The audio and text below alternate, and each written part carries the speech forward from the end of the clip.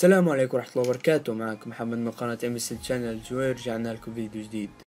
موضوع الفيديو اليوم كيف بدنا نزيد رماد جهازك بطريقة جدا سهلة. طبعا في اول فيديو بحب افكركم اللي يا ريت نوصل الدعم على القناة وعلى الفيديوهات. كان في الاول حلمنا نوصل 100 سبسكرايب، الحمد لله بتوفيق ربنا وصلنا 150 سبسكرايب. هذا بفضلكم طبعا، بفضل ربنا الاول. نحب طبعا تعطونا افكار جديدة نعملها لكم، اكيد اشي بيسعدنا ان تكتبوا لنا في الكومنت تحت تعطونا رايكم بالفيديوهات بس، ونتمنى الدعم المتواصل. وبدناش نطول عليكم، يلا نشوف كيف نزود قوة الرامات عنا. ندخل الاول من كمبيوتر، ندخل بروبرتيز، نروح على Advanced System Setting، نروح على Advanced Setting، ندوس Setting، تروح Advanced تاني، تختار ان هون Change.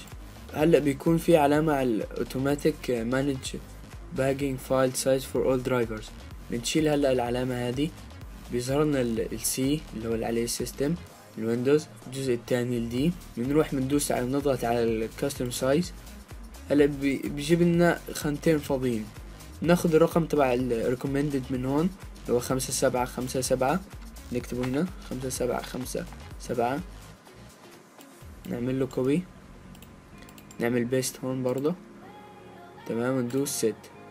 نروح على الكورس الدي كمان، ندوس كاستم سايز، نعمل بيست كمان نفس الرقم، نعمل ست، بندوس اوكي، ندوس اوكي هون كمان، ندوس اوكي. هلا لازم تعيد تشغيل الجهاز. طبعا هاي الحركة اللي بحس انها فرقت معاه كتير اللي هو الرامات تبعتهم اقل من مثلا 4 جيجا. انا عشان جهازي مساحته 4 جيجا رامات، يعني بلاحظ فرق ملحوظ، في فرق يعني لازم يكون في فرق.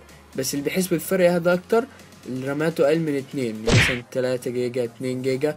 هذا بيكون الحركة هاي زي معجزة له، بتنقذه كتير، بتقوي الرامات عنده كتير.